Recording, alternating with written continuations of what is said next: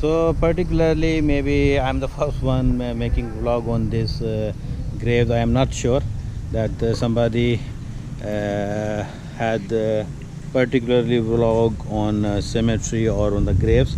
My concern only to realize all of us, just to let everybody knows we are all busy in the life so much into the extreme, and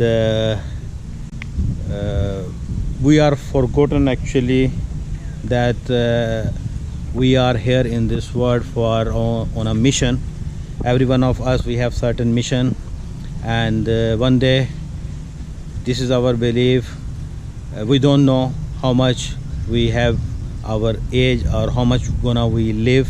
Some people, they are just a baby, they are in the womb of mother and died. Some upon delivery, some they lived 10 years, 20 years, 15, 20, 30, 40, 100, 120, 150 and so on. So everybody, we have assigned us particularly age already with God, and but we don't know, because our soul has a commitment with our God when we was created.